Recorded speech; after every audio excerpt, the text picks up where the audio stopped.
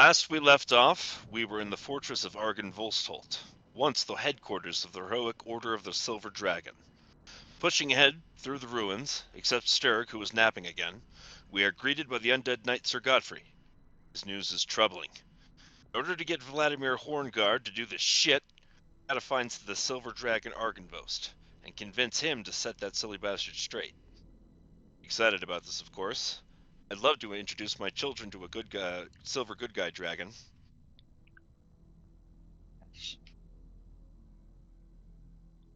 Find him, we gotta talk to all the nutty spirits in Argen-Volstholt, and to talk to them, we all gotta put on funny outfits from the bottom of a pond.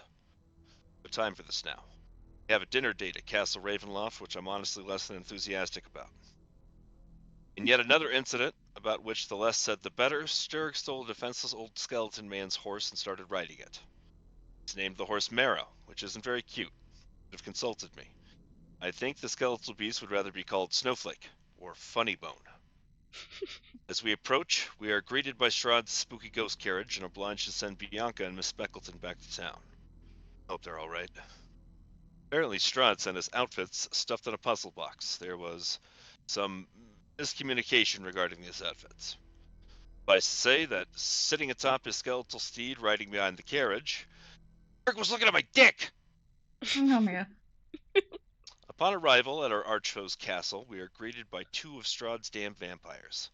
A nice young lady named Anastasia, and some surly dick-nosed guy. I think he was a deaf mute. Maybe his mama dropped on his head some. Uncertain. Introductions are awkward. Soon I'm having an elaborate vision of death and destruction, blood and murder, and the cold, lifeless stares of my beloved companions. Even Sturg.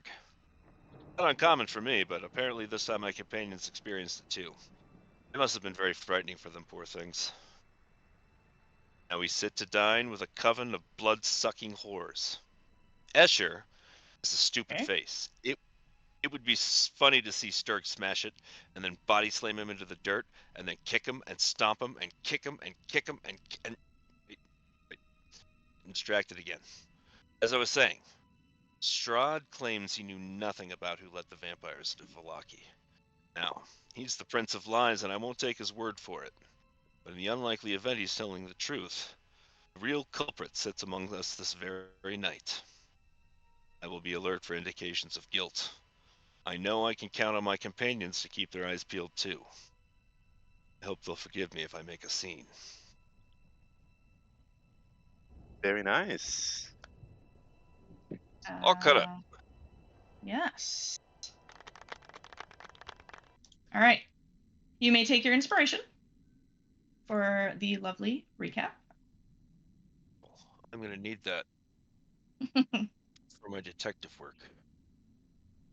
And that will bring us here to Ravenloft, where Strahd is accompanied by Jarell, and Gleister is accompanied by Anastasia, and you are gestured into the hall.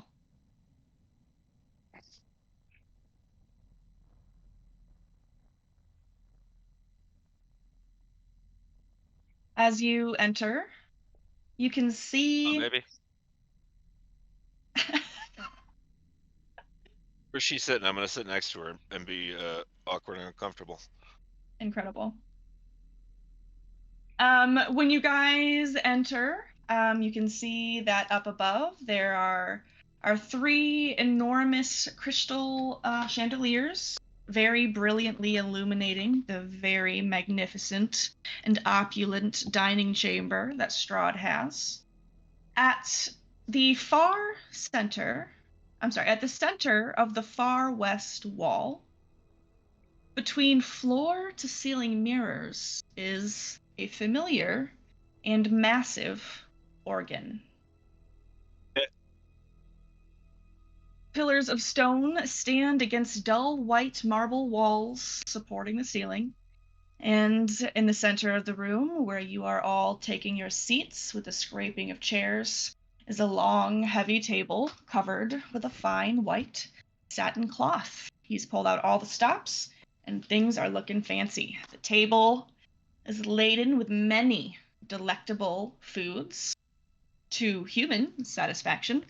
We've got roasted beast of some sort, basted in a savory sauce with roots and herbs of every variety, sweet fruits and vegetables. A place is set for each of you, including Isaac, including Strahd, all with delicate china and fine silver. And at each place is a crystal goblet filled with an amber liquid that has a very tantalizing fragrance. Strahd himself sits at the head of the table, composed and regal, with one hand just lightly sat down on the table beside his plate, and the other holding the stem of a crystal goblet filled with the deep red liquid. He raises it slowly, admiring the color as it catches the light, and then takes a slow sip.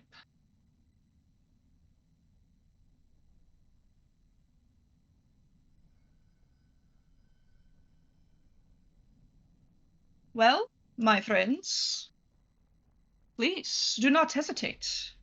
Dig in, as they say. It's only ones joining us at the table are him and Anastasia, then. That is correct. Oh, Gleister says.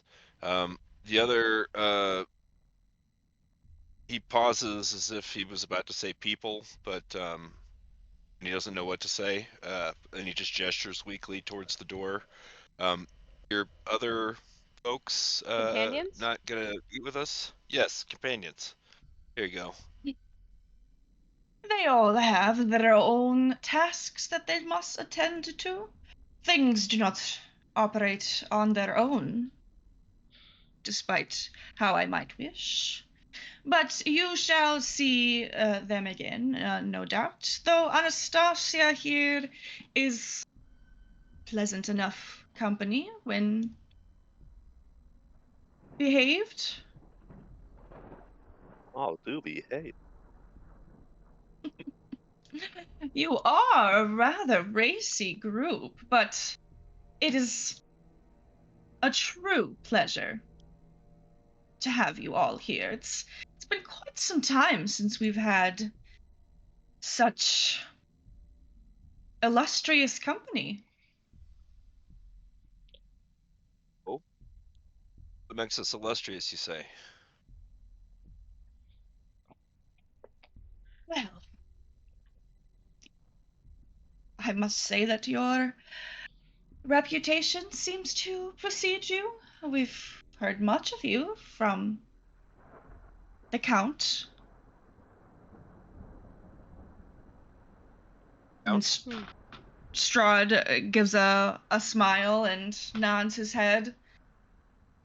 If you think that I do not hear of your escapades throughout Barovia, I would be very surprised, but I have had a watchful eye on you, of course, while you have done these great deeds. The Battle of Yester Hill, for example. Yes, that's an example. You know, when we came in earlier, Anastasia was telling me that she had heard of our exploits in Valaki. And I want to turn and give her like what does someone who didn't know that I was a crazy person would look like an adoring look. And I want to put my hand on her hand on the table. Again, in a way that if you didn't know that Gleister was a crazy person, you'd think I was flirting with her. Oh, yes, well, it was a rather regrettable situation. What happened in Valaki, of course. Yes, tell us more about this. Gleister says, and he's trying to keep a level tone, but his teeth are gritted, and like you guys can see, his face is turning red again, but he's trying to give like a charming smile. She places her hand sort of like on your forearm in a gentle, sort of potentially placating way, but turns to Strahd for the answer. And he nods his head with, for all intents and purposes, a look of guilt upon his face. Yes, it was a regrettable affair. I had intended only to watch, to observe, but, well, my agents, they acted with too much zeal and had too little guidance. The fault, I admit, lies with me, but it was not my intention. Not your intention. Explain. So, how is it these thralls that we met in Falaki? How do they come to be? Well, I will not deny that I had created them, nor that I placed them there. But this was done in a rather... well, I did not fully consider what might happen should they become forgotten about, which I must admit happens a time or two in such a long, long life. I placed them there intending to have, well, I admit, a bit of fun. But Valaki became a bit boring to me, and, well, I forgot about their mission there. They believed, perhaps, that they would impress me. I cannot say for sure why they did not listen to my withdrawal. You heard me give it there in the chapel. But I do believe that they were crazed, bloodshed, and the fear and the chaos and hunger. So for this I do take fault. But as I said, it was not my intention. Yay, I'm going to use my inspiration that I just got. Reroll that shit. Okay, Because let's see it. he previously denied, he's like, oh, I had nothing to do with it. And now he's saying like, oh yeah, it was my bad. This is bullshit. Ah! So is he lying then, or is he lying now? Yes, out of the two situations, at the very least, in this moment, you feel as though you are receiving raw Strahd. You're That's hearing... Jarrell's job to receive raw Strahd. He seems sincere, but you do catch of perhaps a hesitancy in the way that he explains the situation, and the fact that he definitely intended something bad to happen in Vallaki, but you believe, or rather, he is telling the truth that he did not mean for it to be this situation. He did not mean for it to be now. He did not mean for it to be your child.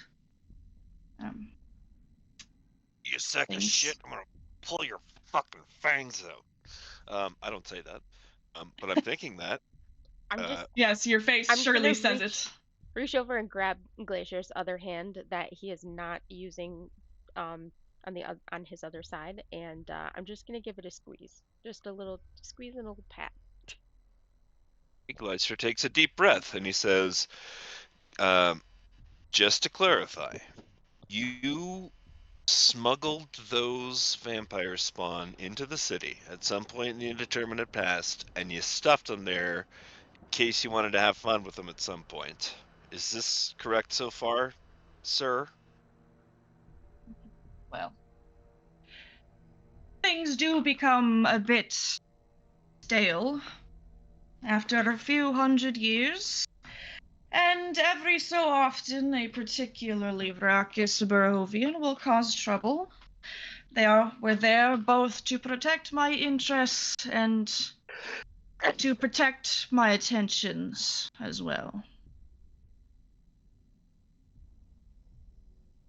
So, once again, sometime in the indeterminate past, before we even arrived here. Is this correct? That is correct. They were there for quite some time. I speak And- true when I say I had forgotten of their placement. Okay, all right. You forgot about the placement. All right. But you put them in there because at some point you were planning to have them wreak havoc. But what you're saying is that nothing and no one is responsible for their being triggered and going on a killing massacre. There's nobody that had anything gain from such a fiasco. You really can attribute this only to pure chance and bad luck. You understand why I can't help but be skeptical, sir. Of course, I understand. Trust me. And this is why I showed you the possible future that I did to show you. But we both know that someone at this table is responsible for the havoc. But it is not I. Who would you suggest that be then? He I gives look you over not at all a you- pointed look. Dirk is He's probably- looking from each of you. Sturg's probably been stuffing his face this whole time, but I look over at Sturg as if, just in case Sturg might have had like a hint of recognition and been like, "Yeah, it was me." But I guess he's just probably eating. just and shrugs. Not paying... He just shrugs your shoulder and rips off another piece of that beast meat.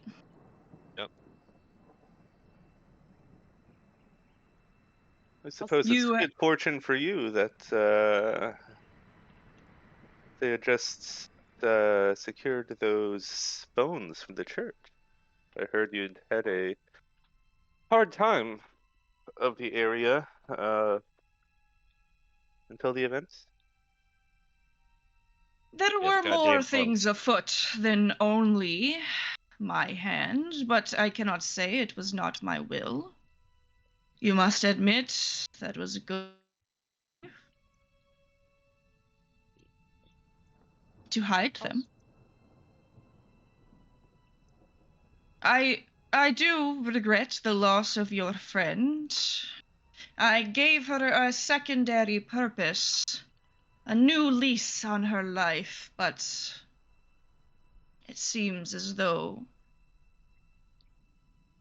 she was not satisfied with what little she had and wished for more power. These things sometimes cannot be helped. I don't fucking believe you. I don't fucking believe you. Don't talk about Nivara like that, you piece of shit, you motherfucker. Uh-oh. I'm just Gleister gonna- has flown off the handle now. Now. Let us talk of more suitable things for the dinner table. Good, handsome sir.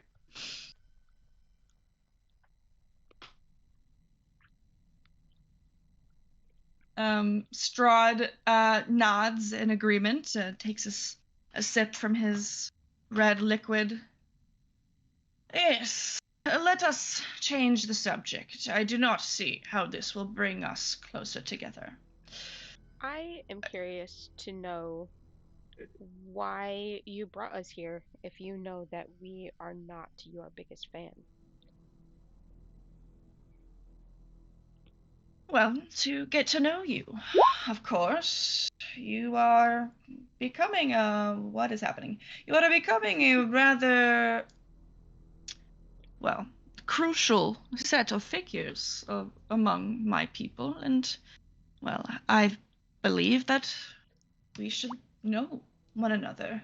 Not to mention, there is what I believe to be a slew of misunderstandings of my motivations, my inclinations, and I simply wish to prove to you that, well, I am not so evil as they claim, but more of a benevolent lord who must do the things that a lord must do.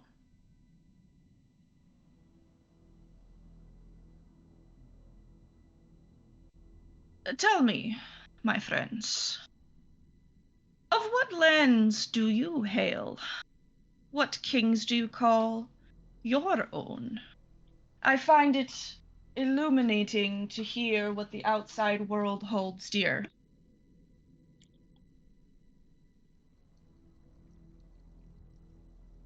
Uh, I'm from Waterdeep myself. I'm from Then I Daggerford. But you go first. truly call king, but they have their rulers.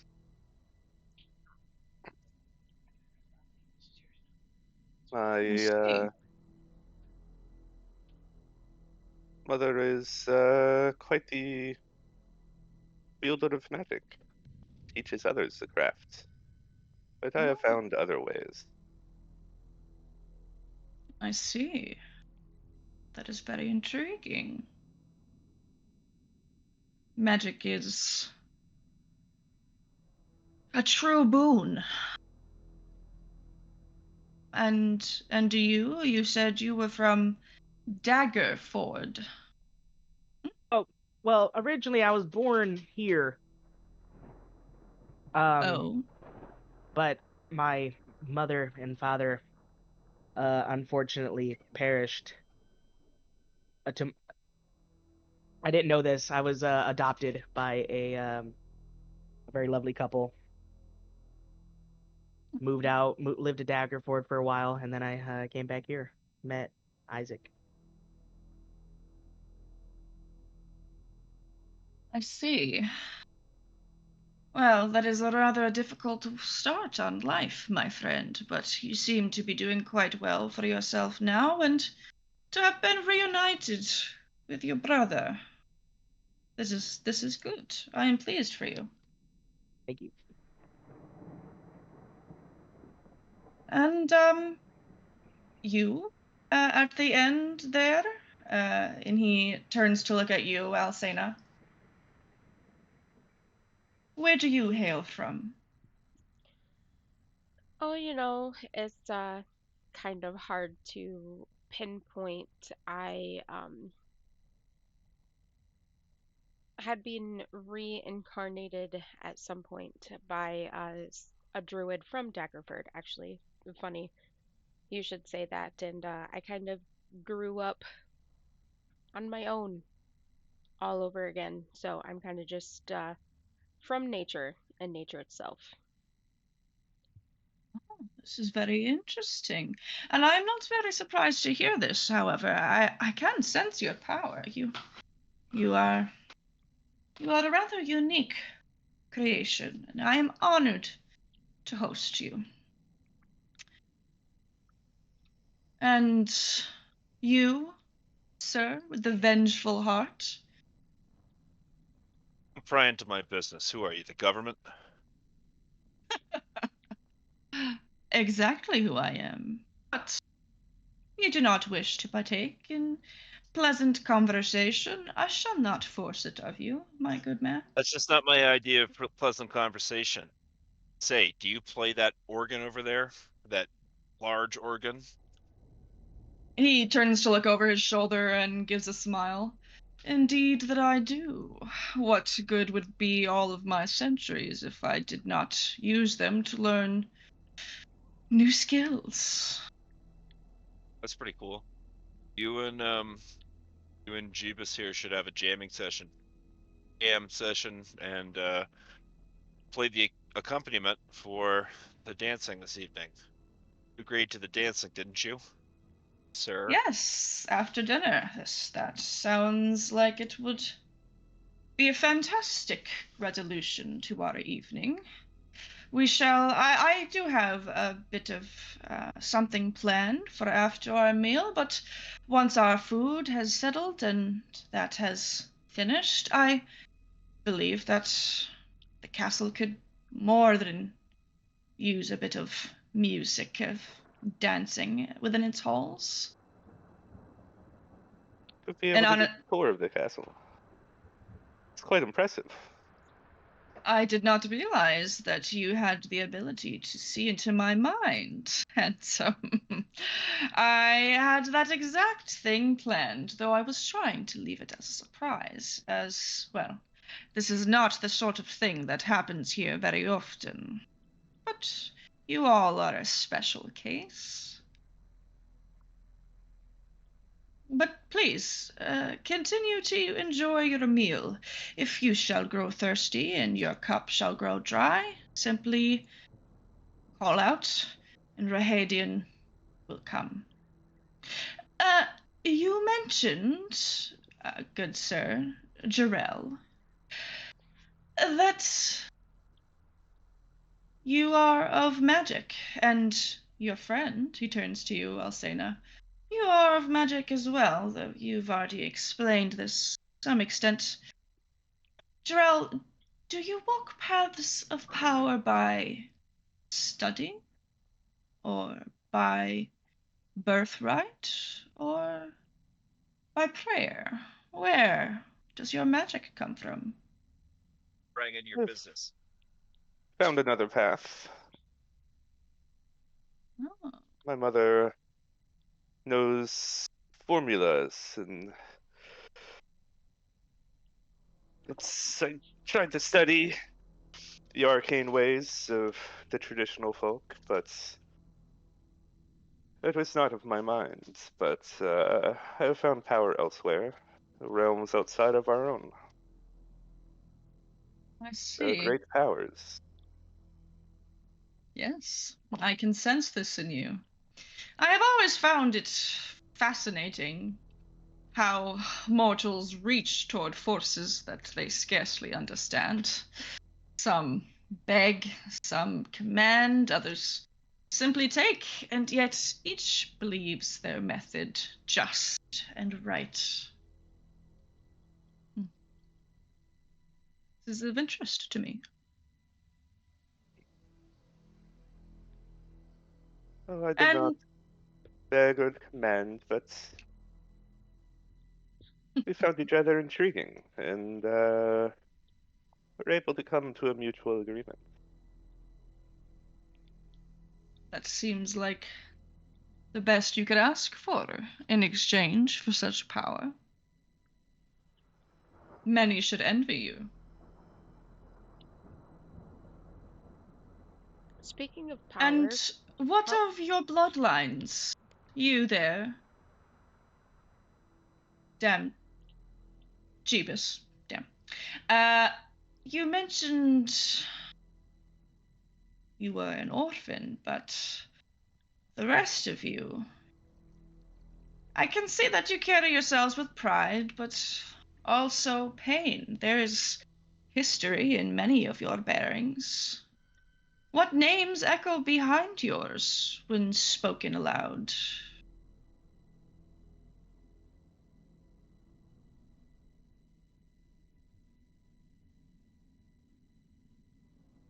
Who's he speaking to?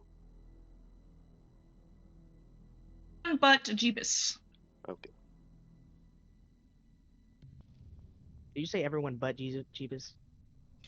Yeah, you already told him what happened to your parents. Okay, that's what I thought you said, but it cut out and I just heard Jeebus. And I was Oh. like, wait a minute. Yes, everyone but Jeebus, as his parents are already dead. I also He explained. gives Gleister a look, despite the fact that he's already declined to answer before. Alcena My had parents. my parents are simple folk. You probably wouldn't have much in common with them. Next. Mm. And I gestured to Alcina. I no longer had parents. I was reincarnated by a child and basically raised myself in the wilderness. You were born to Really? parents before you passed, were you not? Yeah, I but didn't know you raised yourself in the wilderness, Alcina. Gleister is totally focused on your sad story, and he takes your hand. He I has turned a cold shoulder to Anastasia in reference of your sad story. I don't remember much of my parents. However, I did have some siblings that unfortunately were taken from me right when I met my end. So I don't know where they are, if they survived. Tragic. But I suppose it lends to some of your power, as you really only have yourself to thank for it now. Yes. I spend my days You know that protecting those that raised me. The wilderness, the animals, my instincts. See? Well, it has not affected your demeanor. You are still a lovely dinner companion. Not wild at all.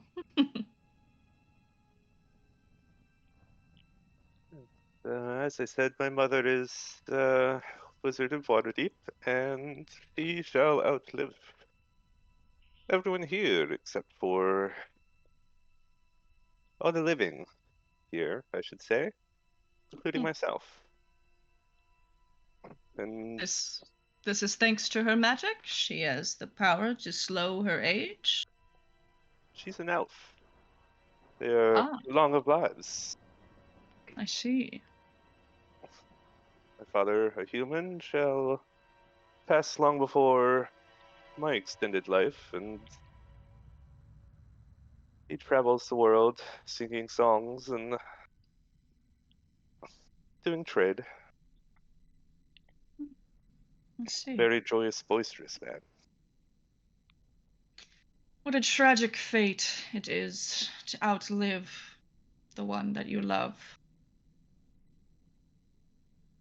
Imagine this has been a great grievance of one such as yourself. You are not wrong. I, too, have had my experience and taste of such a thing. Who is it you love, Strahd?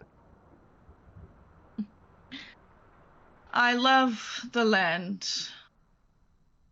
but there is no other who can truly claim such a place in my heart. Though his hand reaches out to Anastasia and just gently, just so lightly sets atop hers. Though there is a special place in my heart for each of my darling brides. But enough of this, enough of that, love. That is a similar topic that is unsuitable for the table, I must say. What's an unsuitable topic for the table? You talking about jealousy amongst your wives? Anastasia, I want to see Anastasia's. Yeah, I want to see her. I want to see her reaction. She just lets out a cackling laugh. You Okay, think that by the I way, am jealous of them, darling? Not a chance. by the way, that sleight of hand check that I bombed. Yeah, I was wondering what that was about. Mm-hmm. Well, at some point when I took my hand away from Anastasia, I tried to replace my hand on her hand with the other vampire claw that I haven't turned into a dagger yet. Okay. But I guess I just pull it out and fumble it, and it lands in her soup or something. Yeah, there's just a severed finger lying unspoken of, unnoticed upon the table. Probably noticed, but it's I pick it back up. Pick it back up quickly and stuff it back in my pack. But no, I'm not talking about jealousy of them. And Gleister stands up from his chair, and oh god. he just stands up and then he pushes his chair back in and he addresses the table like with his hands on the top of the back of the chair, and he says, "Strahd, sir, I can't help but notice your terminal lack of curiosity about our previous subject matter. You see,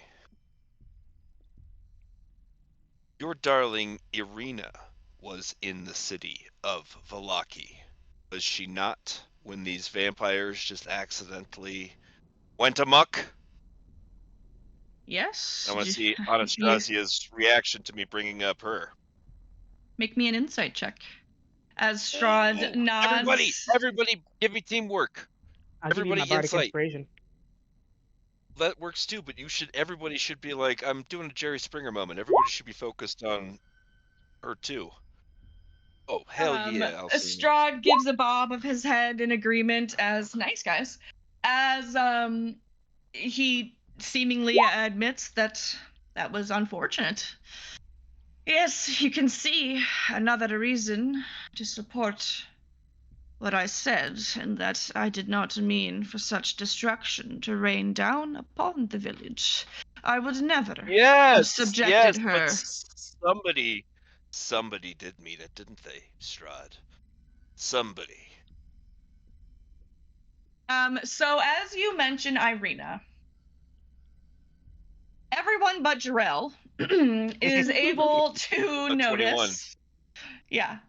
Yeah. Everyone but Jarrell is able to notice a thinning of her lips, a little twitch of her eye, and she seems to sour slightly at the mention of Irina. But as you seem to imply that perhaps Anastasia, or potentially another one of the wives, may have had something to do with it, you see no hint on her face that she is feeling guilt, or not necessarily guilt, but that she has much of an inkling exactly about what you're talking about.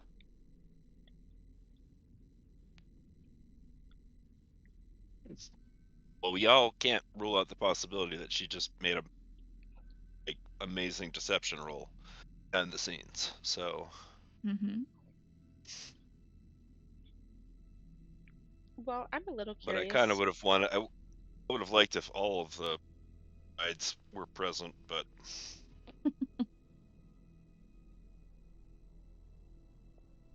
Alcina? I was just I'm a little curious. You were super into where all of our power came from. What about yours? How did you become top dog, as they say? Well, my father was Barov von Zarovich II, king, commander, and a man of brutal clarity. When my father died, his crown was mine, and I took command of his armies, not with ceremony, but with necessity. Old Zorovia, it was called then. Borovia was the final scrap of what my father meant to claim, and when I first looked upon its snow-capped peaks and beheld its great beauty, I knew that I had come home. This is the rightful seat of my family's legacy.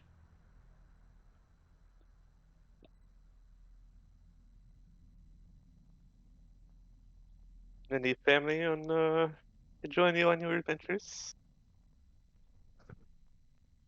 In godhood, there can only be one. But you are mortal man once. Once, and like all mortal men, I did have a father and a mother, but they have been dead for many, many years. No siblings? What about a brother? Why do you ask? We're getting to know each other here. You asked about our family, where we came from. See, it's rude to pry into people's business, isn't it, Strahd? I implied no rudeness. Please forgive me if you interpret it that way. I was simply curious why you might ask myself. But yes, I did have a brother once, but he too fell to the mortal coil that is mortality. Yeah.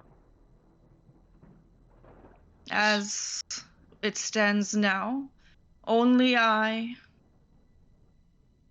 carry on the Zarovich name. Bummer.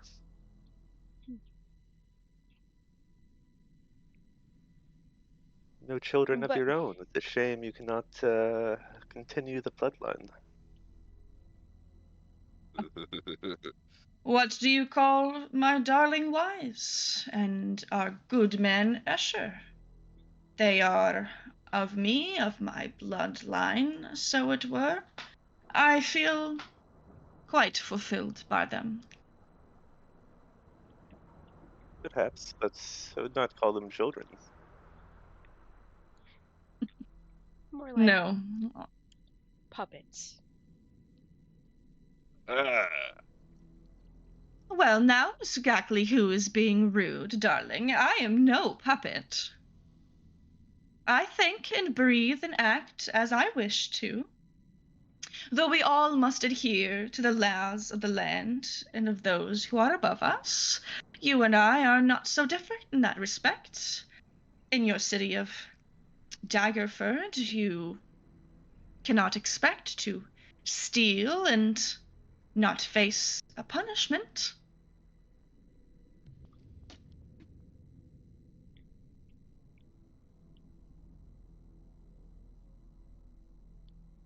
What you doing?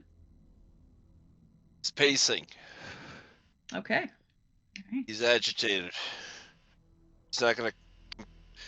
I can't keep doing it, but just assume that he is pacing, like angrily around the Yeah. perimeter. Strahd sets down his red-filled glass and gives a smile as he watches Gleister walk around the table, and the rest of you finish the whatever it is that is on your table if you've been deciding to pick at it.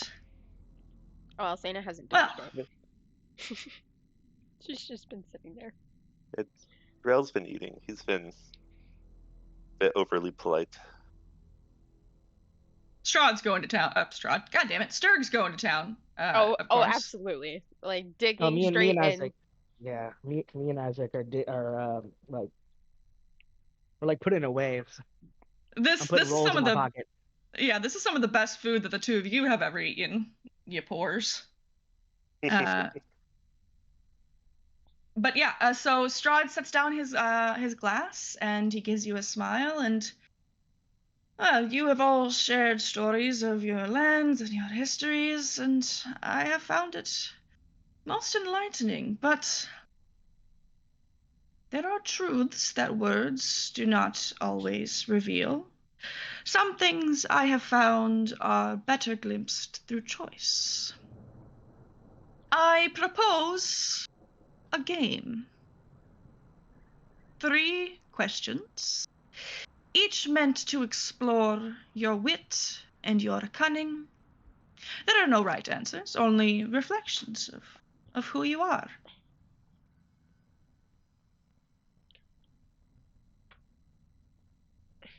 Okay. Intriguing. Shit to me. He I'm gives a nod to everybody, and he seems a little excited. And he looks to his right at Jarell. though his eyes roam to each of you. Very well. We shall begin. Imagine that you are the liege and master of a vassal lord. When you descend to collect this year's taxes from your vassal's village, your accountant reports that the year's taxes are woefully short. And when asked to explain, the Lord says that the harvests have been lean, and sickness has plagued the village. But you notice, however, that the Lord wears a fine gold chain around his neck, and a new wool cloak with buttons crafted of pure silver. What might you do? And he looks to you first, Drell.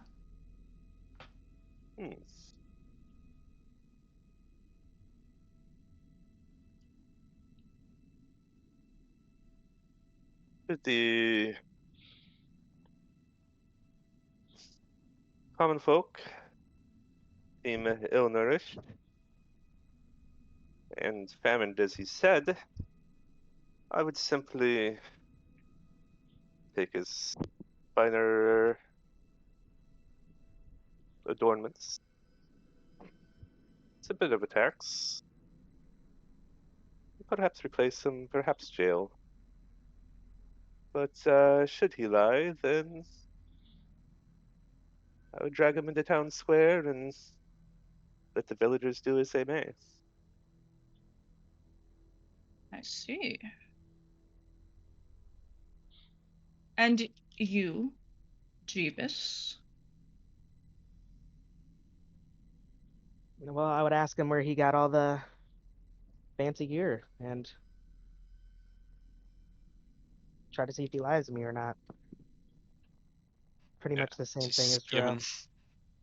Skimming. Mm-hmm. You would attempt to find the true answer, and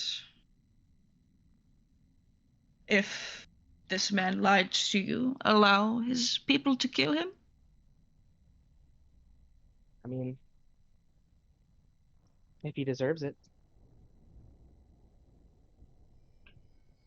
I see. And you, Madame, what might you do? Well, again, like my companions, I would give him the opportunity to either tell the truth or lie to me, and if he lies, he will be punished by jail, or, I mean, again, I feel like a fitting punishment should be public shame by the rest of the people for stealing from them. And you, anxious one, Gleister Poitain, would you also throw the lying vassal to his dogs? First of all, this entire hypothetical situation is fucking bullshit because taxation is theft. What are you even giving in return for taxation anyway? You tyrant, you bloody-fisted tyrant.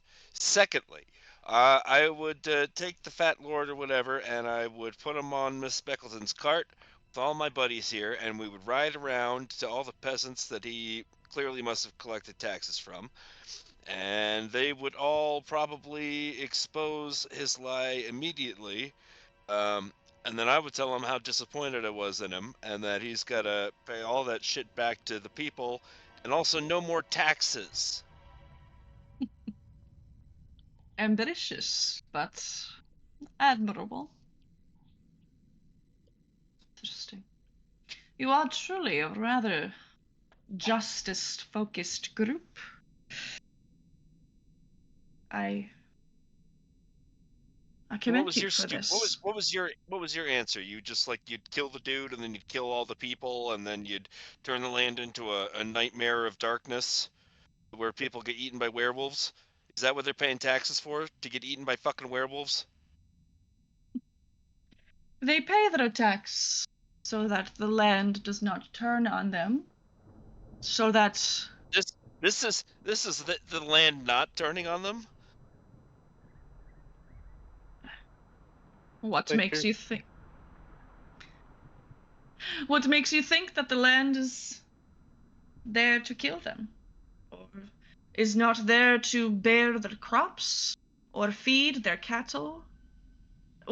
How is it that goods may travel from place to place with any amount of reliability, if not for protection from my minions?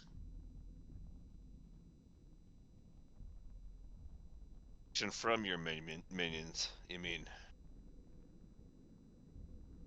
I believe Ah. that is what I I said. think that's extortion. I don't have a dictionary on me, but I'm pretty sure that lines up with extortion. Dirk, do you have a dictionary? It is of little matter. Let us ask the next question. Imagine now that you are the monarch of a small realm. And one day, a fearsome archmage raises an army of the undead in rebellion against you and your rule. As he approaches your keep, you have an opportunity to parley with him upon the drawbridge of your castle. Would you do it?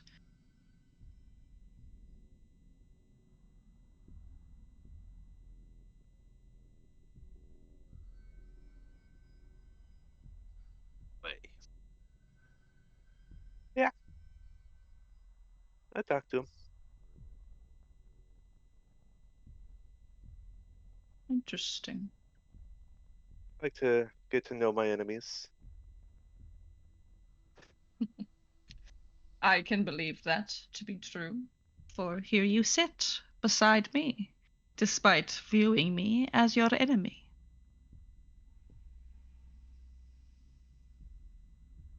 None of you would ignore the parley? What? Are you serious? No, it would be a fucking trap. And Hmm. I would assume that it would be a trap, and I would meet him in the parlay by launching myself in a fucking catapult directly at him on the drawbridge, and then I would absolutely kill the fuck out of him. Of course, it's a trap. You go in knowing that. Prepare accordingly. Hmm. No, I no see. parlay, only. Sorry, but I hate to dissent from the group, but no parlay, only death. Death from above. This answer does not surprise me from you. Me But neither. I can see it. Come on, man. He didn't roll up on our hypothetical fortress with like an army of fluffy bunny people. He rolled up with a bunch of undead. You think he's not up to mischief? If he gives us an opportunity to wipe him off the earth and potentially, save the casualties on our side by potentially wiping out his undead, well, come on, we'd have to go for it. I just don't have any bombs, so I'd have to launch myself. I see. Feel like you thought about this. Absolutely. We haven't encountered a catapult yet or an opportunity to launch myself at anything, but I've been prepared. Well, I can only hope that my eyes will be turned towards you at such a time. Now if you will continue to humor me. My third and final question. Imagine, once again, that you are the monarch of a realm, and as you sleep in your bed, an assassin slips into your chambers, but is frightened away by your guards before your throat can be slit. What do you do in response to this near threat?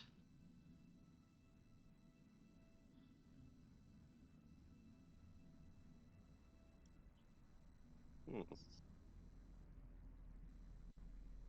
He said he was frightened away.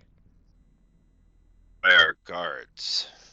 Your guards arrived just in time to scare away the unwitting assassin who left before he could end your life. But he escapes the premises. Indeed. Thank my guards for a job well done. Redouble my defenses. And know that I'm doing the right thing. I have found that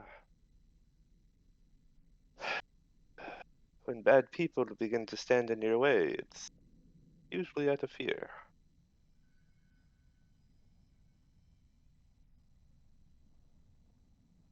I think I And would the try rest to. of you agree? I think I would try to Jeebus? understand why he would try to assassinate me. Maybe there's something wrong in the city. Maybe their people are unhappy. You never know. Maybe he's just crazy. You never know. Mister shrugs. He says, I guess it would depend on whether loaded crossbow I sleep with shoots me in the face or not. Alcena? There would be a slim chance of the assassin getting away, but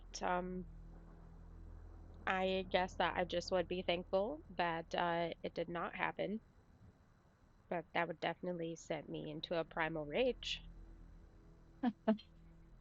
Yes, I can understand this. It can be Again, infuriating.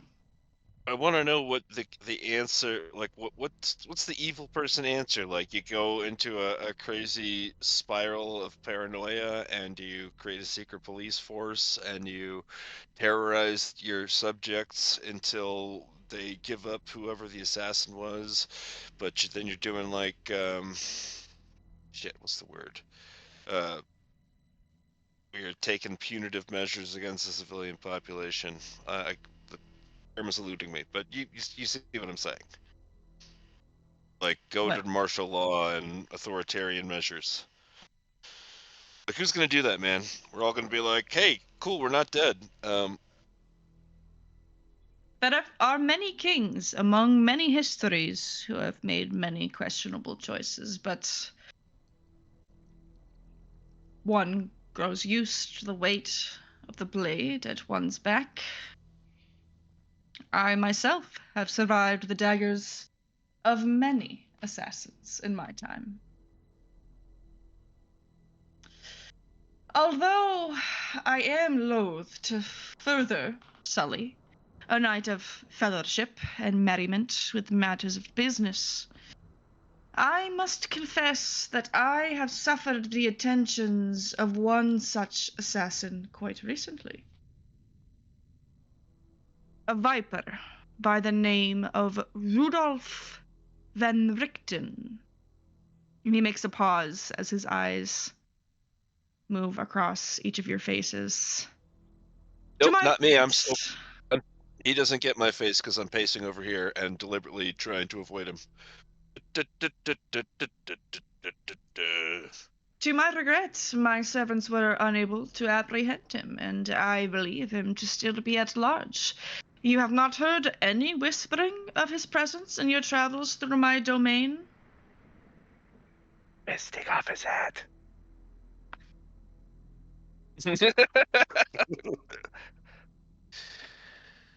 Gleister, please make me a deception check. Oh! Oh, I forgot. No hats inside. Sorry. And I put my hat on my knees. Jeebus, go ahead and make me a deception check. As a matter of Okay. fact, let's get one from Jarrell and Alcena as well. I haven't said nothing. No. Let's go. Instead of making a deception No. check, can I just run screaming into the wall and knock myself unconscious? If you must. Alright, well then let's see what I roll first. God Hey! damn it, this mouse. Natural 20! We're all playing it cool. Jeebus. Jeebus? How do Low. I know. It was. Oh, but you also had the hat. You probably... Just hold. Probably had a guilty look. All right, 21, 18, 15, 25, 14. I see. That is a little unfortunate. Well, he looks at each of you and gives a nod. Sort of courteous sort of nod, not one of pleasure exactly. Well, this is a pity. I had hoped your travels might shed some light. Still, the mist keeps many secrets, and Van Richten is nothing if not practiced at hiding in them.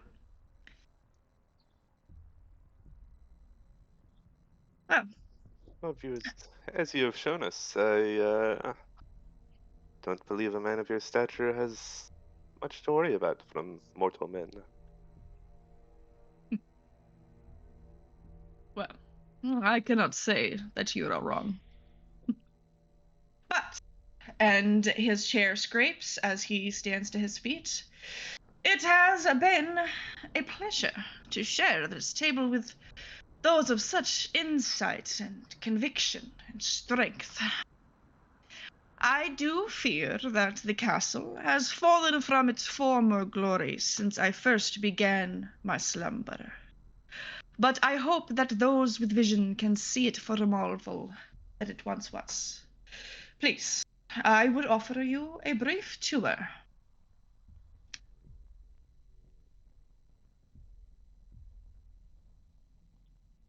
By all Should means. be exciting.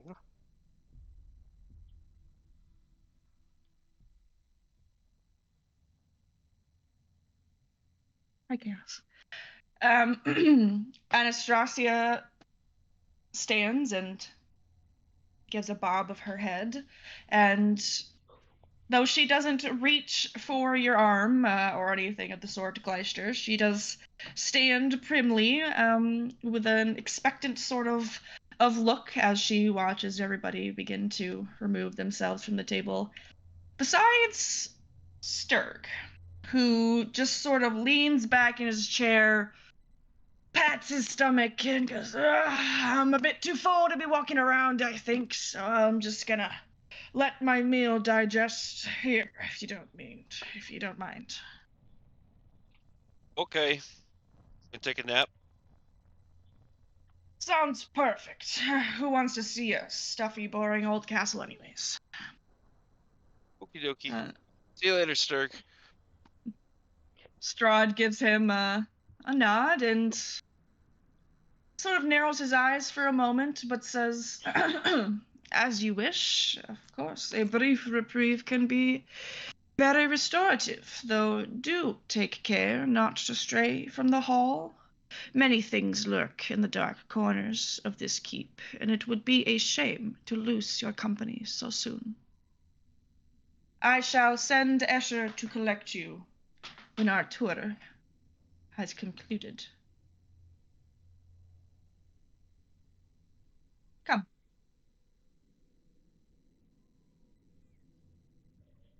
And he begins to lead you out of the room.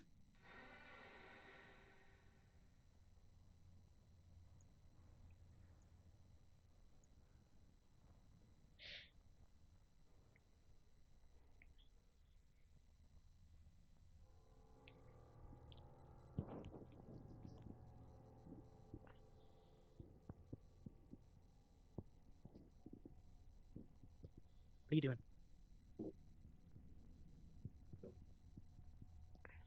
What is Gleister doing over there in the corner? Oh Yeah, my god.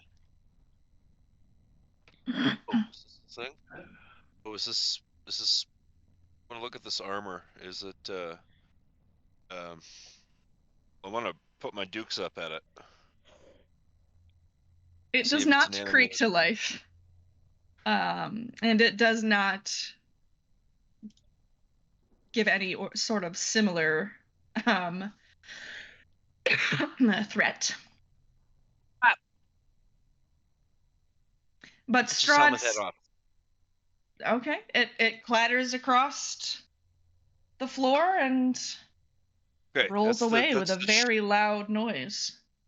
That's the surefire way of knowing it's not an animated armor. The last one that did that too really wasn't either. He stops. Holy fuck. Here in the great entry. And gestures to the torches on the walls. As he says, "My eyes are well adjusted to the shadows that lurked in these halls, but a mobile source of light might be kinder to your own senses."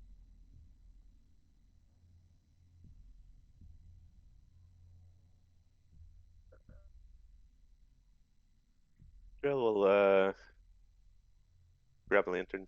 Or torch. Jesus fuck. Didn't mean to click on that door. I'm the one who Oh. opened it, but then the page reloaded again, so I'm gonna kill myself. See, it's not just me. No, it's these mouses y'all got. They need to go. I agree. We all have to sleep over? Yeah, I came over for her boyfriend's birthday, so I commandeered his computer. So we're across the house from each other, so I can go over there and kill her for real, really immerse her in the situation. Does anybody take a torch? Yes. Very well. I'll take a torch. Use mine. Okay. I want to Where's have everyone Nobody three at? hands. Nobody objects to me taking a torch? Okay, Nope. fine. Excellent. Oh my god. I trust you. Burn it down. I'm looking for drapes.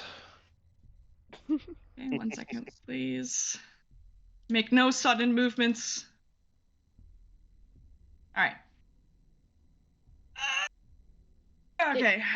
You are both torched up as Strahd opens the door and leads you down the hall. All right, so you step into this hall. And despite its age and the dust, it is grand. There are vaulted ceilings that are stretching high up above you. Along the walls are multiple life-size statues of armored knights standing still. Strahd's voice cuts through the darkness. And he has something important to say in approximately 10 business days. Wait, Jeeves. Yep. You What? and your brother stick closer. There's spooky ghoulies everywhere around here. Where? You Yes, see thank one? you. No, well, I mean this fucker, but beyond that, like, just everybody stick close, okay? I don't want nobody to get grabbed by any spooky ghoulies.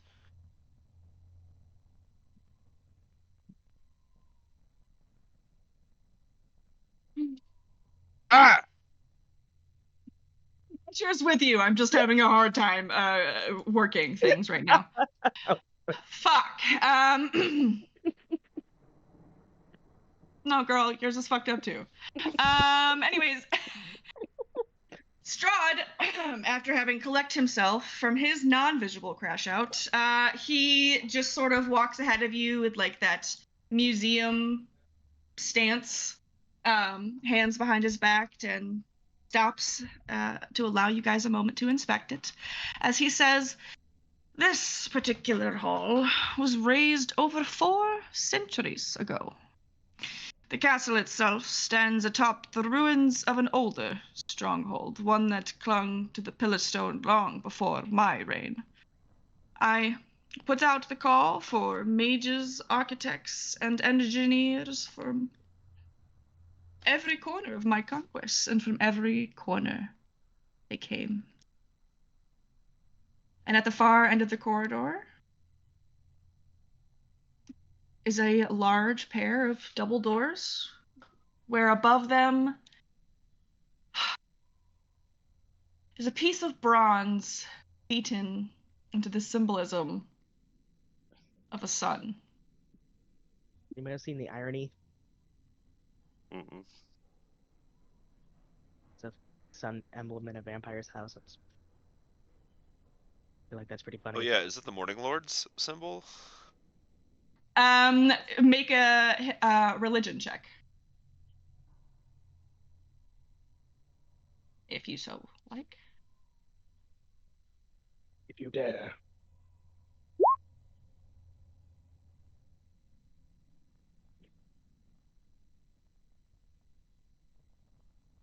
Anything? You're not positive, but you do know that suns are the Morning Lord's sort of sigil, and that's a fair assumption. You can't Okey-dokey. recall any other gods to mind that have such symbology, but perhaps Strahd just likes the way that it looks. Well, obviously, yeah, isn't bothered by it. It doesn't give off any light, just a bit of bronze, but he doesn't seem bothered by it, no. And instead, he brings you into the next room where dim colored moonlight is filtering through tall, broken, and boarded up windows of stained glass, illuminating a very ancient chapel of Ravenloft. There are a few bats fluttering about near the top of a 90-foot high domed ceiling. And the length of this west wall has a balcony running along it. And in the center of the balcony, you can see 2 chairs. Benches are coated with centuries of dust and lie about the floor in jumbled disarray. And beyond this debris, lit by a piercing shaft of moonlight, an altar stands upon a stone platform. The sides of this altar are carved with the bas-reliefs of angelic figures entwined with grapevines. Strahd looks around and I can recall the day Prefect Cyril Romulich first dedicated this sacred hall to the glory of the Morning Lord. Each man and woman had such faith in the power of his consecration, yet behold what it has become. Tell me, and he turns to face you all, what is it that you all have faith in?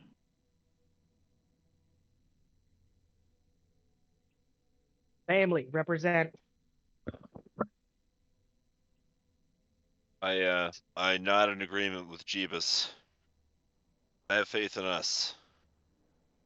But you follow no god? Not super into the god thing. I don't put much trust in divine beings. Well, we are alike in this, as I, too, have never found much use for faith in other things or creatures. Far better, it seems, to place one's faith entirely in oneself, and to master one's fate without reliance upon others. Sounds lonely.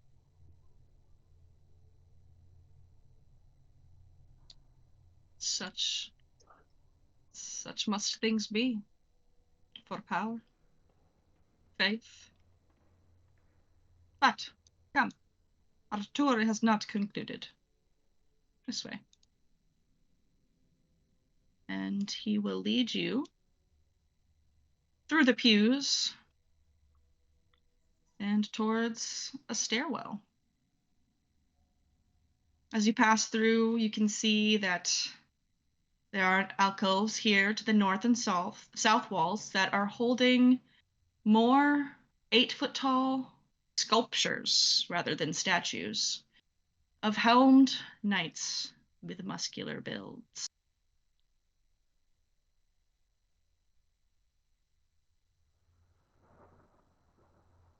But he carries up and guides you up a staircase made of old wood that strains under your feet, creaking and groaning. All right, so you guys make your way out, and this is that sculpted stone railing that you guys saw from down below in the chapel. There are 2 ornate thrones standing side by side in the center of the balcony, as you saw, though they are covered with dust and strung with cobwebs. Thrones face away from the double doors that give access to the balcony, though Strahd leads you towards them.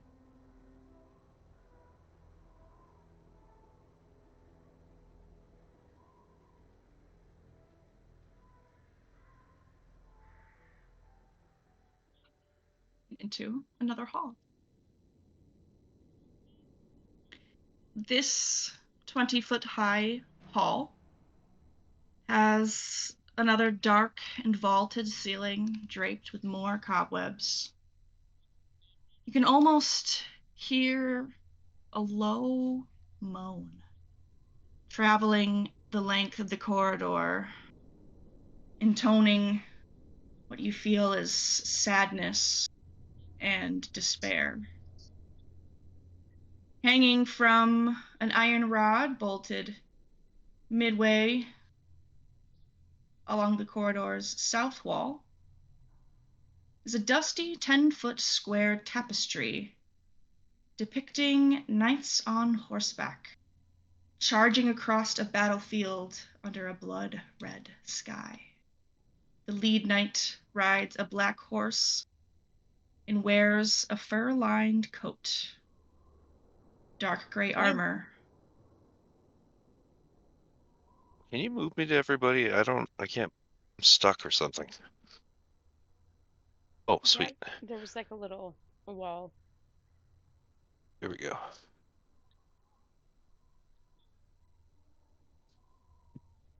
Mm-hmm. Mm-hmm. Mm-hmm. Is that a picture of who's this knight here? Mm-hmm. No. This knight is my father, King Barov, leading his knights into glorious battle. He was admittedly a hard man, but a brilliant one. Greatly feared by his enemies, honored by his soldiers. This particular charge broke the back of the insurgency at Audrin's Ford. Whilst you're looking, you also see that the person in the tapestry is wearing a visored helm that is shaped like a wolf's head, and he wields a sword that glows with the light of the sun. A sweet sword. Yes. The bright blade. It was fashioned from the hilt of an elven moonblade, and a crystal blade infused with the radiance of the Morning Lord. Super But cool. A lot of blades. It was broken long ago, sadly. Oh, bummer.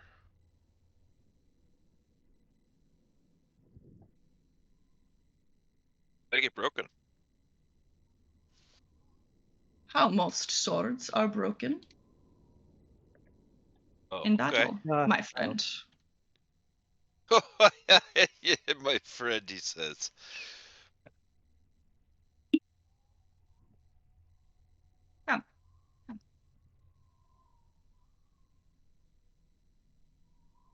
He leads you through the double doors and into a hall that reveals yet another set of double doors, about 10 feet ahead of you.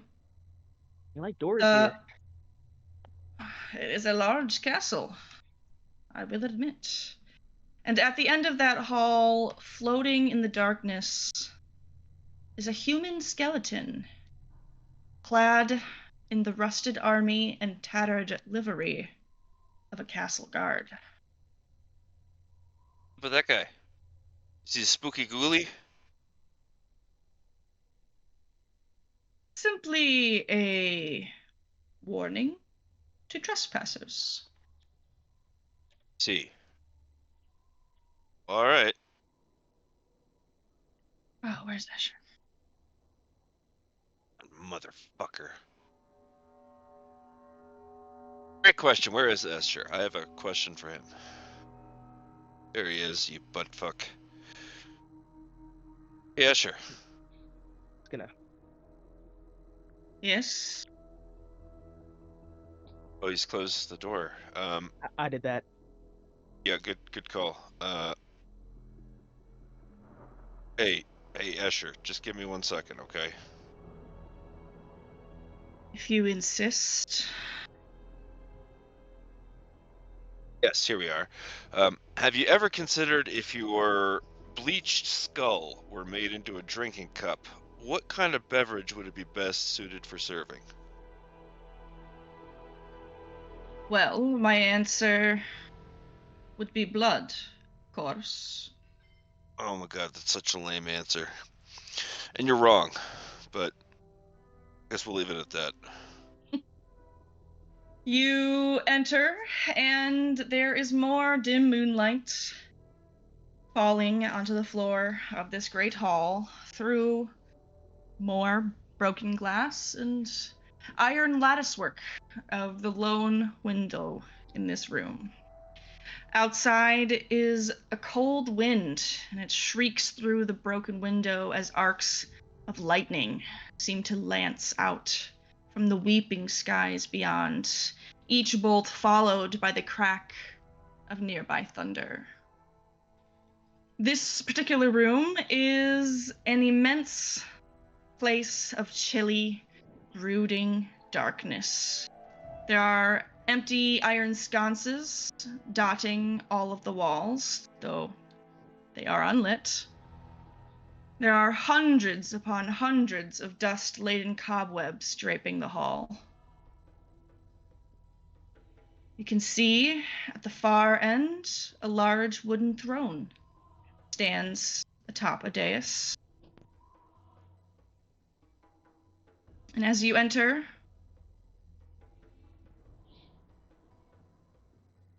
Strahd stands just before it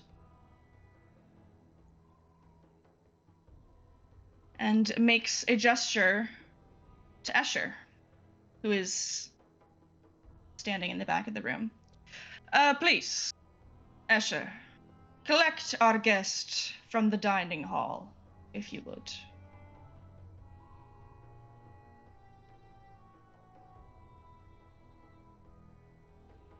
And he departs down a set of stairs.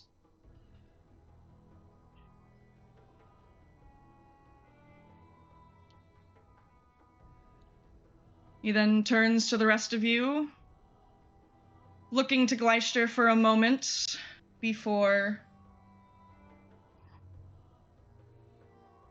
looking at the group in general. Well, it seems as though some of the dancing partners have been shunned. Do you still wish for a dance, or do you wish to call the evening to its conclusion? And? What was that? You cut out at the beginning there. Oh, he said that they have been shunned?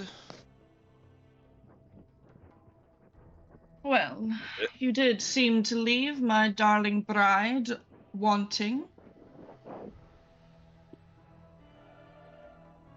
Yes, I would love to have a dance with Anastasia. That's what this is all about, my friend. Well, then I shall call for her at once. And Jibis, you are the musical maestro of the group, I have heard. Perhaps you might Probably. play a bit for the fair Jarell and I to share a dance. Of course. If you will, of course, accept my request. And he holds his hand out to you, Jarell. Jarrell will gladly take his hand and assume the position of the follow in a waltz. Oh, in other words, he's gonna let Strahd lead in the dance. Yep.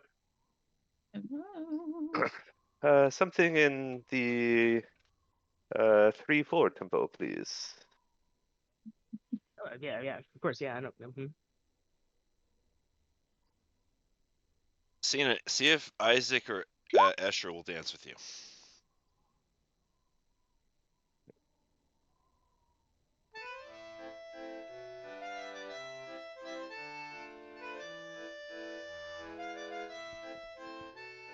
I'll awkwardly offer up to Isaac and whisper in, I don't know how to do this dance.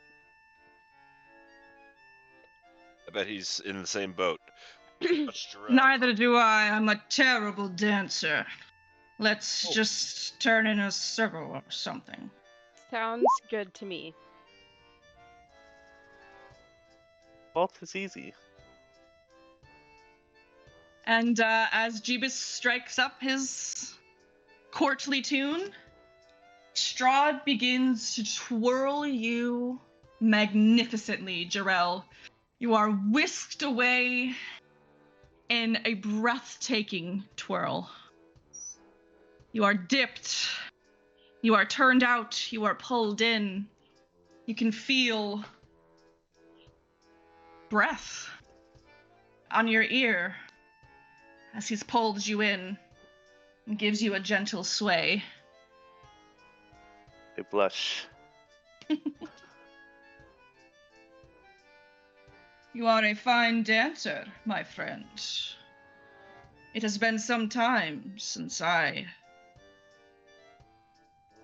allowed myself such simple pleasures. You have my thanks. The pleasure is all mine. It's been a while myself since the royal balls.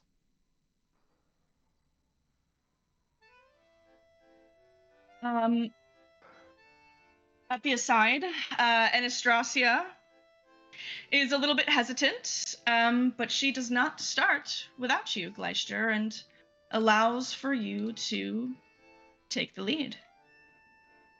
Okay, well, he's doesn't know any fancy, but he knows the 6 basic steps of a waltz.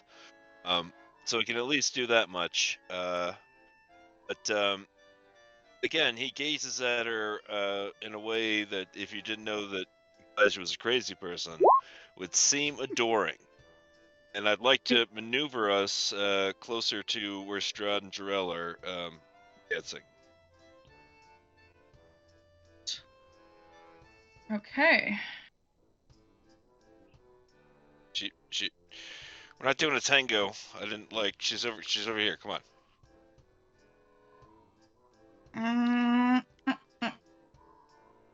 Here we go.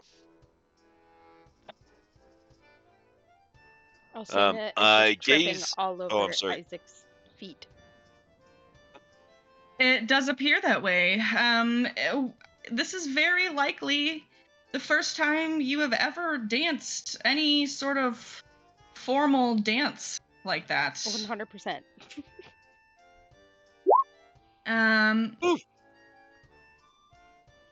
And so Alcina over there is just sort of tripping, cursing. Oh my gosh. Oh, sorry. the whole Yeah. sort of thing. I'm so I'm sorry. watching and visibly cringing. But Step Alcina, it- box step.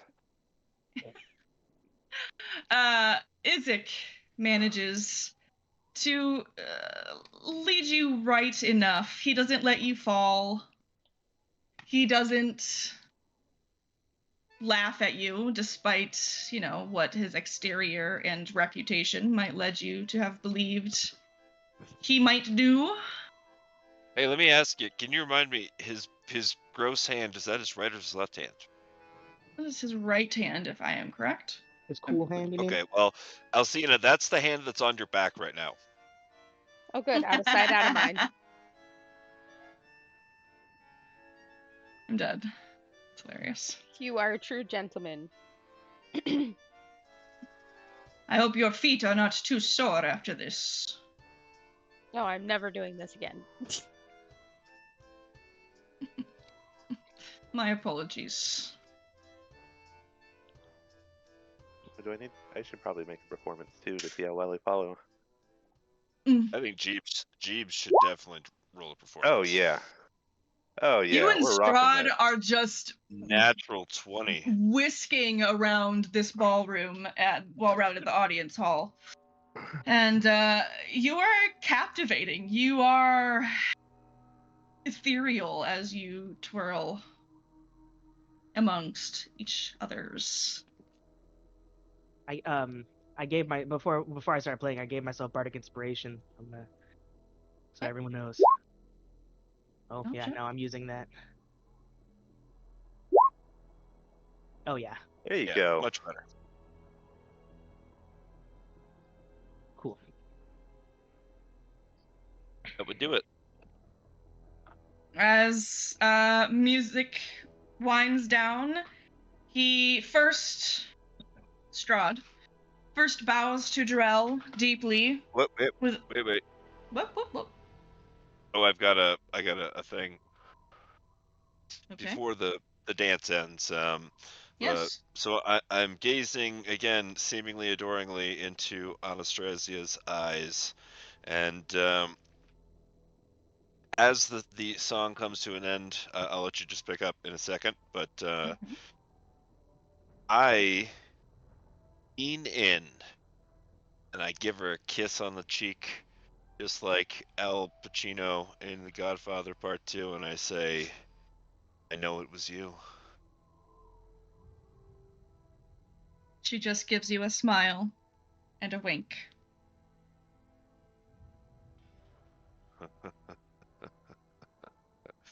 right, And I'm then sorry. as the You can- music winds down, Strahd gives you a very deep bow, Jarrell, and he's got a twinkle in his eye as he smiles. You move with the grace that only elves can claim. It has been an honor to dance with you. I will Alcina's kind of up bow in there. return and give him a kiss on his hand. Yes, how quaint.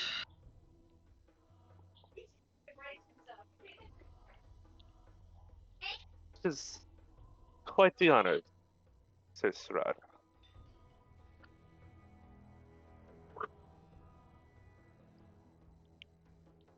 Well,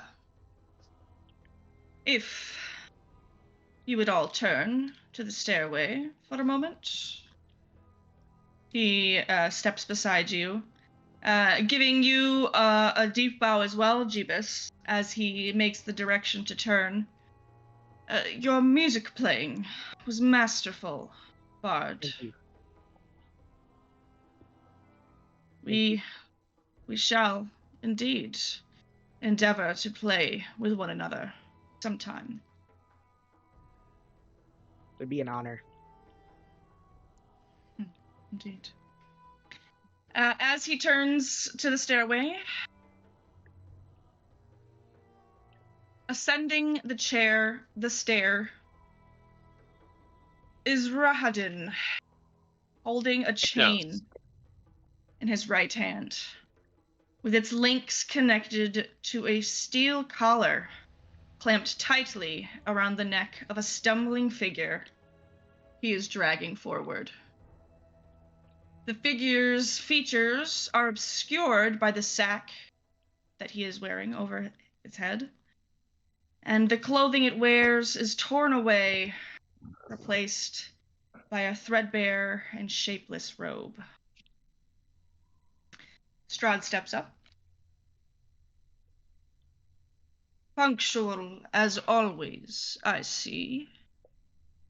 And Radin stops and gives a harsh yank on the chain to force the prisoner down into a kneel.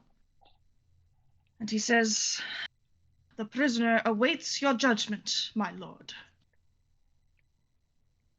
At which point, Strahd moves forward and rips away the sack, covering the figure's head.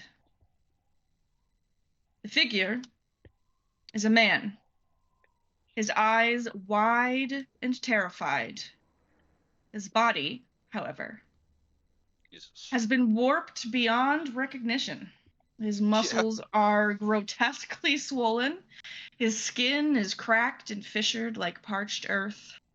And potentially most unsettling of all are the 4 lumps that adorn his shoulders, each resembling a tiny, misshapen head with its eyes squeezed shut.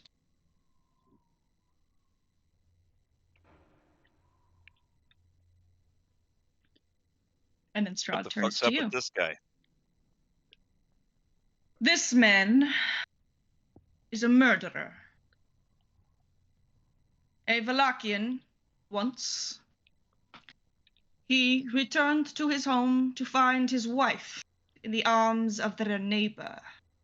And I am told that he tore a wooden beam from the neighbor's own cottage and used it to crush the man to death.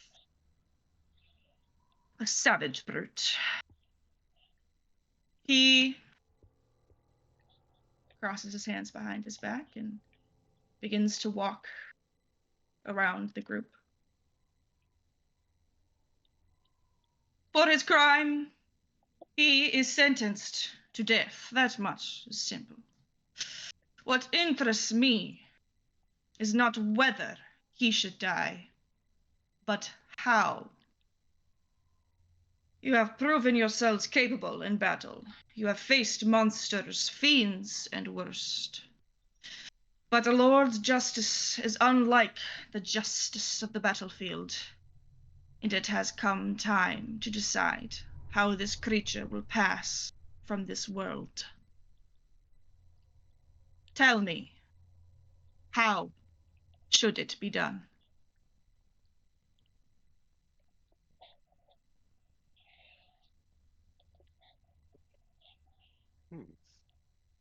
Um,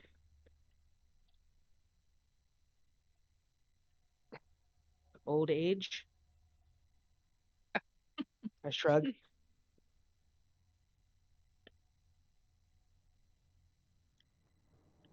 We He tried continues. killing him with kindness. He just continues looking expectantly.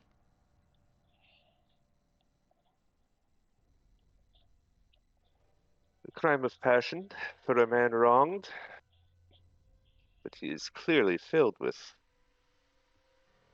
guilt and anger. I believe death might be a swift death.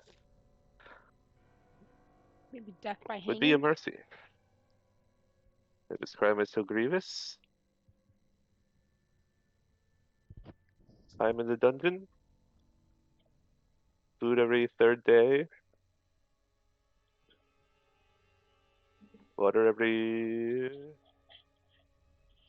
You wish to kill him by starvation.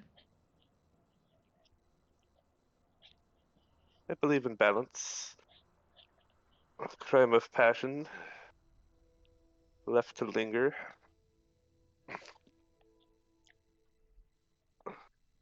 This Yes. may be suitable in some situations, but the law is clear. He must be put to death. Immediately. There is no time to wait. All right, then we'll have Isaac here chop his goddamn head off. All right. It gives you a dirty look. Oh, so you looked poorly on me when I carried out the burgomaster's sentence, but now you wish me to use my blade for your executions. Buddy, are you in the gang or not? What are you gonna be so sassy for? Just have a really here's the sole reason I asked you, because you got a really mean swing with that axe, and if we're trying to take his head right off, I mean, who else will we go to? And also, watch it with that fucking attitude, buddy. Very well. You have chosen. He gestures to Isaac. Let the sentence be carried out if you have the stomach for it.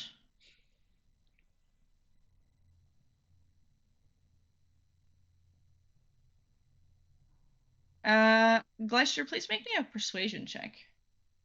I will, and I will use my inspiration if I need to, because I'll also give you my last bardic inspiration.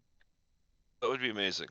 Here's the thing, like, if nothing else, look at this guy suffering with all of his little freaky head things on. If nothing else, putting him out of his misery swiftly, I think would, I don't know, just not giving Strahd the opportunity to torment him anymore. I'll do it. Balls. All right. Bardic inspiration. Yes. Rel 18. offers to do the execution. Oh. Gleister, you're doing your best, but Isaac is just shaking his head. Finally, you make the point of him being stronger, better with the axe. Perhaps it would be, a kindness for him to do it himself. But at that moment, Jarrell speaks up from behind and agrees to do so. I'll take the ring to Mordor. Exactly. Your And soul is Isaac already steps burdened aside. enough, Isaac. I'm glad that you think this. I have no wish to take innocent lives. Or at least lives that are no longer my business. Hold on. What weapon do you pull out, Jarrell? Of course they're using a fucking blender. I will use my magic dream sword, two-handed. Magic dream sword, two-handed. Okay. Obviously, the prisoner is sitting there on his knees, and he's listening and watching all of this go down. I want to whisper some advice to Jarrell, like a batting coach or a golf caddy, as he's gearing up for the swing. Okay.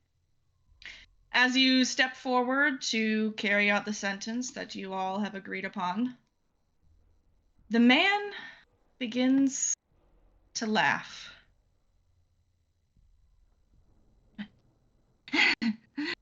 I smell amber. You all think yourselves above me, but you carry its stink as well. Does it whisper to you as well? I wonder. And he continues to laugh maniacally in the face of the energy of your magic dream sword as it appears in your hand.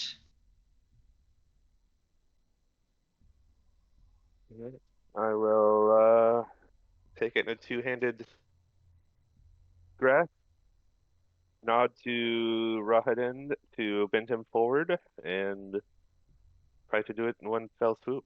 As I say, find peace, my friend. Make me an attack roll with advantage, please.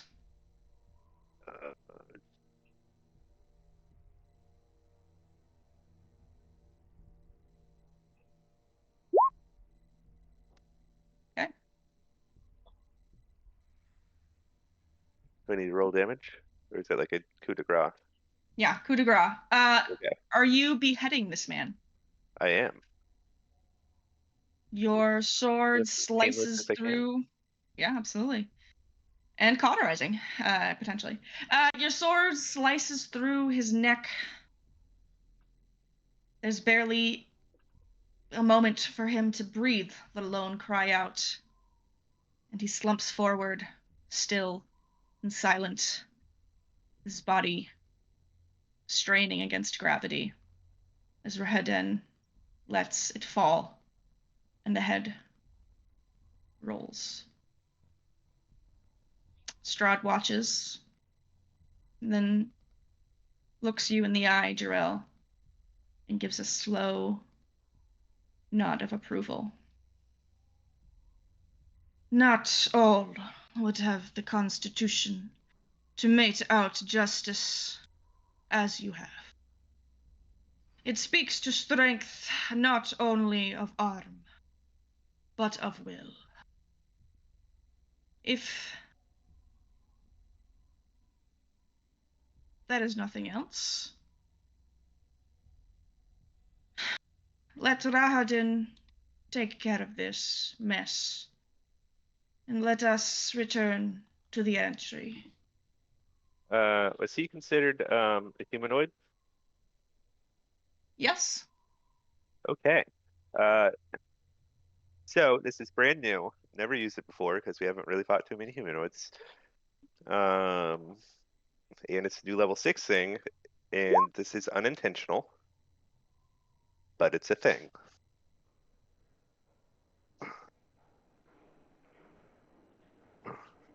So Okay. yeah, imagine there's now like a spectral form of this gentleman.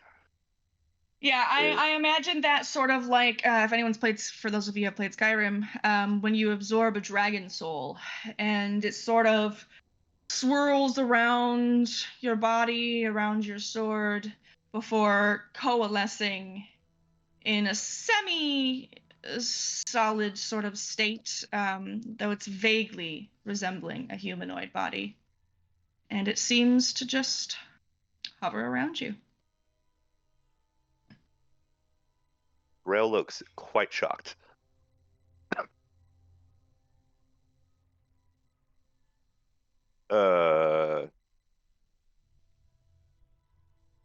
That's new. Well, Interesting. I have not seen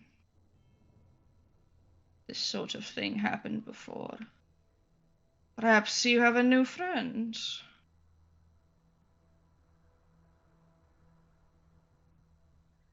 But as much as I find an interest in what has just happened, it seems that our night, Ladies, sadly, sorry, let me mute myself.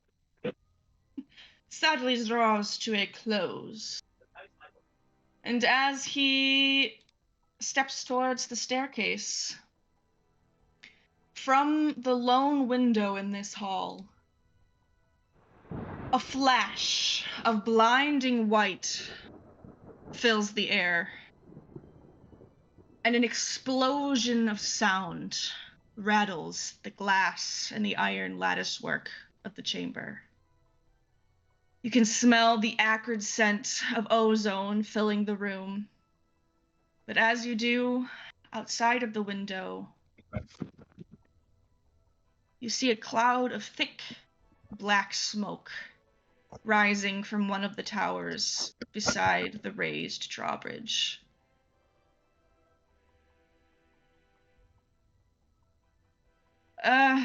Pardon, my friends. It seems there is something afoot. Let us make haste. Dude.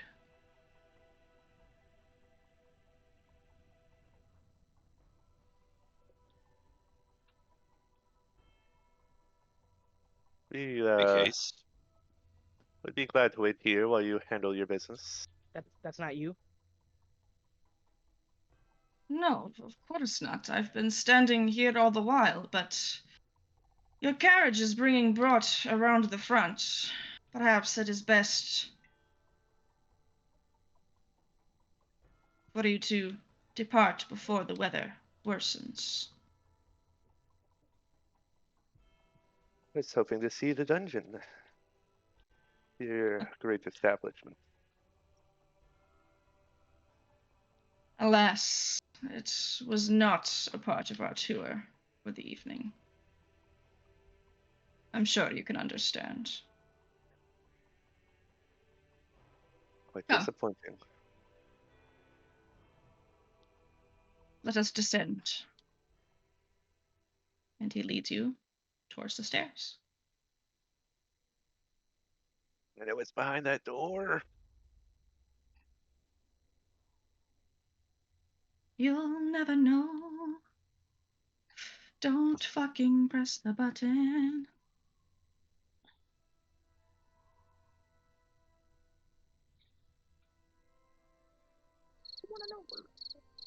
Yeah, fuck off, I'm coming. Funny.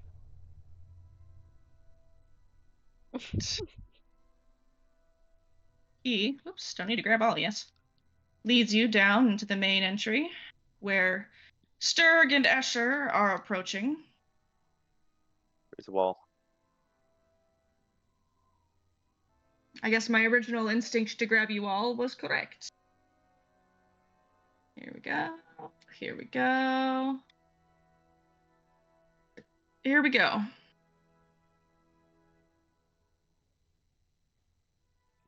All right.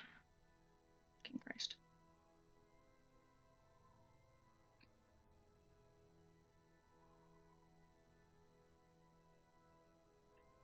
As you step down the stairs, Sturg and Escher are rejoining you all. Before Escher seems to hurry past, disappearing down a staircase, whilst Ludmilla is hurriedly approaching.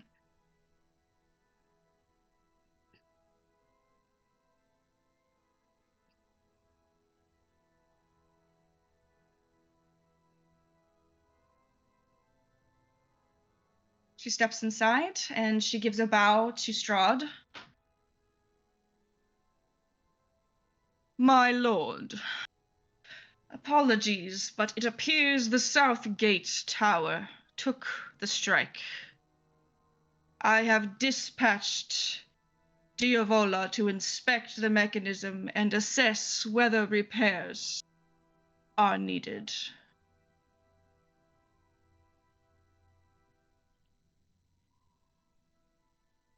He frowns and sighs. Yes, yes, very well. Tell her to make haste. Return to me with a report as soon as you know more. And Ludmilla bows once more and hurriedly returns whence she came, whilst Strahd gives you a sort of thin, apologetic smile. I apologize for the delay and for the inconvenience, but I have full faith in Ludmilla and her associates to remedy any problem.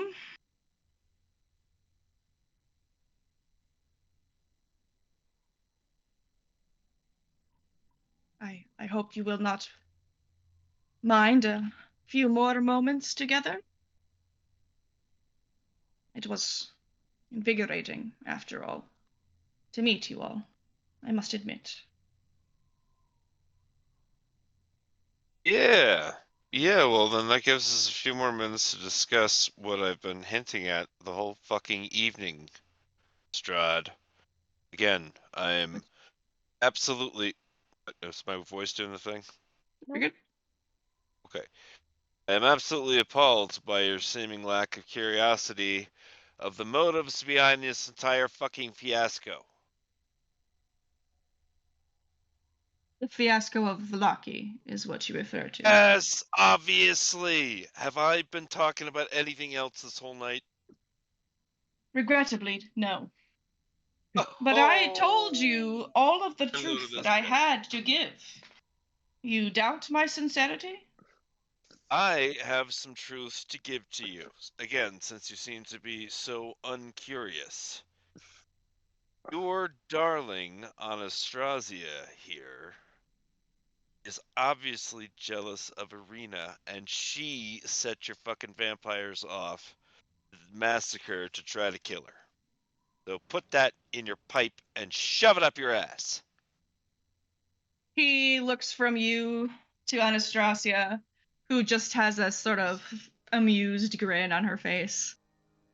And Strahd breaks out into a smile. And you are a naive one, aren't you?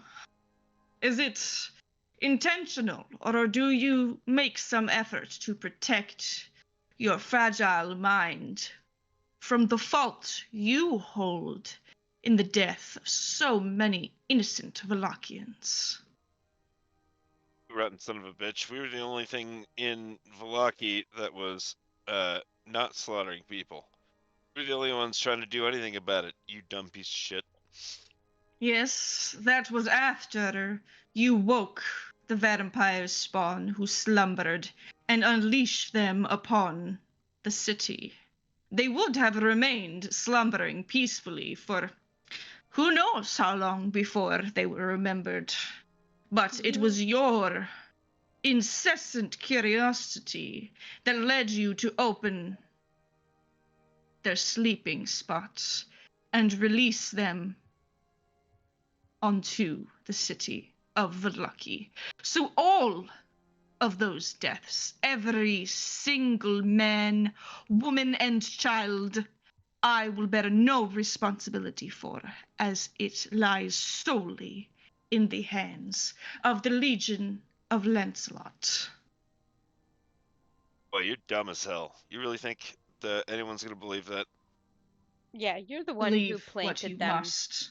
there in the first place, to eventually wreak havoc, and you admitted you forgot about them. So you were gonna kill tons of people, just not on the day that it happened.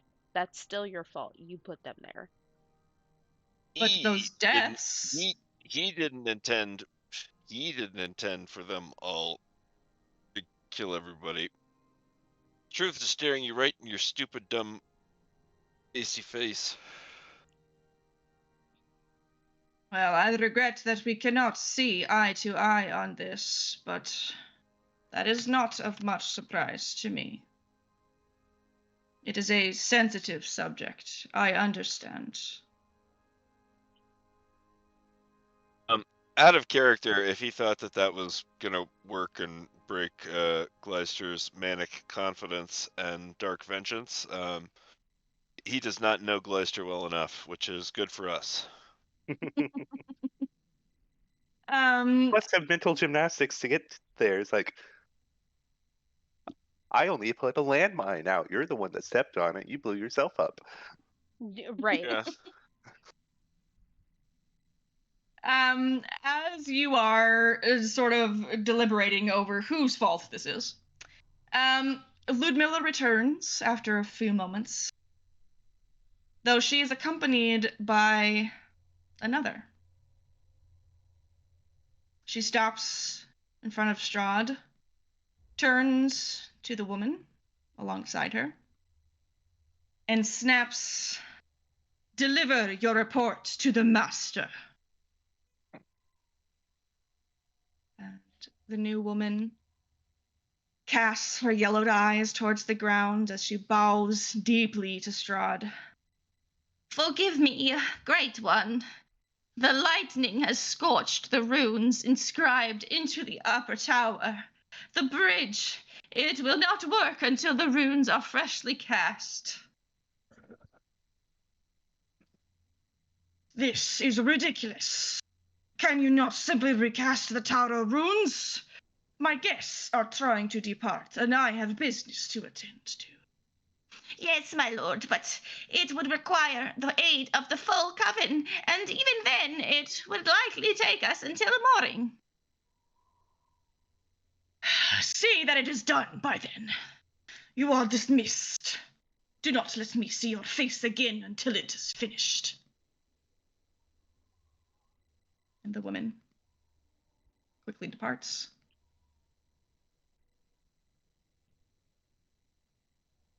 A shame, my friends. It seems that the storm has in fact chosen to extend your stay as you wished. Allow No, me. we want to get the fuck out of here. What are you talking about, wished? The bridge is useless. Oh, You will not be able Fuck. to cross it. I hate this. I do apologize very much for the inconvenience to both of us. It appears unlikely that I will be able to send you home by carriage tonight. Should you all wish for it, I would be more than glad to have rooms prepared for the night. Our guest quarters are warm, weather-pointed, and in far better condition than many other chambers of the castle. Meister's having a panic attack. He was not Jarrell expecting this shit at all. will put his hand on Glycer's back. It's okay. It's okay. We're here together.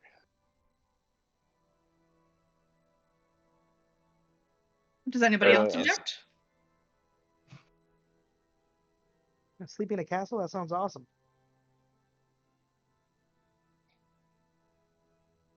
Safety, can we all just sleep in one giant extra king-size bed?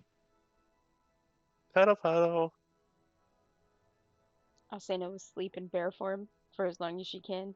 For Oh my 4 god, that hours of sounds like trance. that's. Oh my god, that sounds adorable. Yeah. So You much. Curl up all at the foot of the needn't. bed. You needn't worry so much. No servant of mine will lay a hand on you for as long as you remain within your rooms. And you will, of course, be free to go in the morning once the storm has subsided and the bridge is repaired. Please, you are my guests, not my prisoners.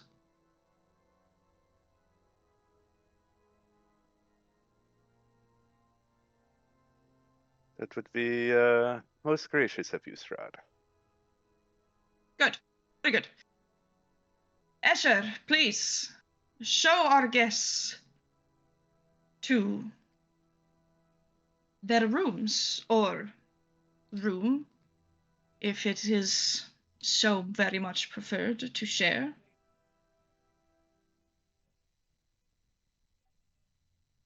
Obviously, Jarrell is gonna have to have his own room. Finger quotes.